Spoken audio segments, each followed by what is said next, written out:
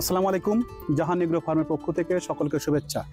খুলনা শহর থেকে সন্নিকটে লবণচড়া থানার পাশে অরণ্যিক গার্ডেনে আমরা এখানে আলামী লিটন ভাইয়ের ব্যবস্থাপনায় এখানে হরিণ লালন পালনের হচ্ছে। সেই হরিণের খামারের দেখভাল করেন আমাদের মামা নাহিদ মামার কাছ থেকে আমরা জানতে চাবো যে নাহিদ মামা, এখানে আপনারা হরিণ পাচ্ছেন তাই তো? জি। আপনার এখানে কতগুলো হরিণ আছে? এখানে এখন আছে 6টা হরিণ আছে, 5টা বড় একটা ছোট। আপনার হরিণ কতদিন থেকে পাচ্ছেন আপনারা? আমরা 2020 সাল থেকে হরিণ লালন পালন করা হয়। আপনার কয়টা হরিণ দিয়ে শুরু করছিলেন? আমরা শুরু করছিলাম 2টা হরিণ দিয়ে। আল্লাহর রহমতে 6টা হরিণ হয়েছে। যাক, আপনারা এটা পারমিশন নেওয়া তো নাকি? জি, আমাদের বন বিভাগ থেকে যা পারমিশন নিয়ে তারপর হচ্ছে আপনার যা যা কাগজপত্র লাগে সবকিছু কমপ্লিট করে। আপনারা কি এটা শৌখিন লাইসেন্স নিয়েছেন না বাণিজ্যিকভাবে নিয়েছেন? আমরা এটা শৌখিন লাইসেন্স। কয়টা হরিণ পর্যন্ত শৌখিন লাইসেন্স করা যায় আর বাণিজ্যিক বা কয়টা পর্যন্ত?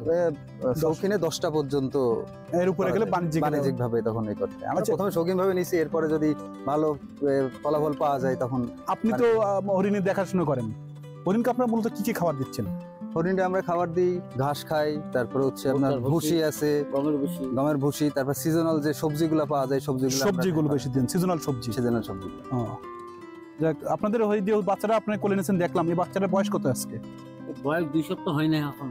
2 সপ্তাহ হয়নি। বাচ্চা ডেলিভারি করাইছে আমার আমি। ও আচ্ছা, ডেলিভারি করাইছে আমার কাকা, ইনি দেখাশোনা করে হরিণটারে। তা হরিণের কি অসুস্থ হয়? মধ্যে অসুস্থ হয়? জ্বর হলে পরে তখন হচ্ছে আপনার চিকিৎসা কে করেন? আপনাদের পশু ডাক্তার আছে, উনি আসে। লোকাল যে গভর্নমেন্ট পশু হাসপাতাল থেকে চিকিৎসা, ওখান থেকে ওরা এসে দেখে যায়। প্রত্যেক সব মাসে একবার করে চেক আপ করে যায় কি অবস্থা কি দেখে যায় এই জন্য। আর হরিণ যদি আপনার এখান থেকে কোনো হরিণ মানে মারা যায় না? এখন পর্যন্ত কোনো মারা যায় না, সুস্থ আছে সবগুলো।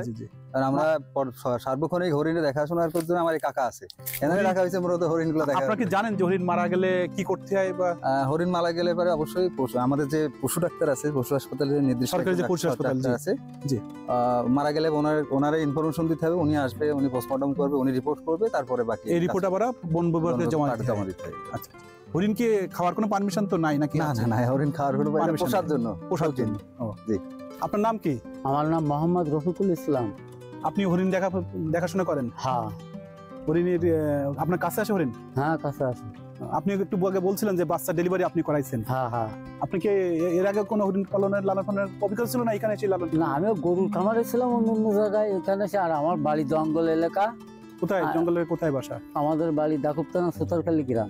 আপনি গায়ে হাত বলেন হরিণ গায়ে? ওই সময় আসে, ওরা আপনাকে বিশ্বাস করে আপনাদেরকে। হরিণ তো মানে খুব ভীত প্রাণী নাকি? আরো গোসল করাই।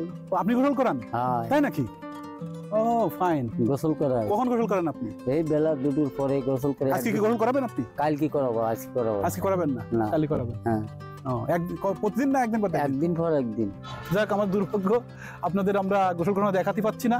হ্যাঁ, রফিক ভাই কিভাবে গোসল করায়, খাওয়া, এগুলো আপনারা শুনলেন তার মুখ দিয়ে। তা সকলকে আবারও নতুন কোনো ভিডিওর আমন্ত্রণ জানিয়ে আজকে শেষ করছি। আল্লাহ হাফেজ।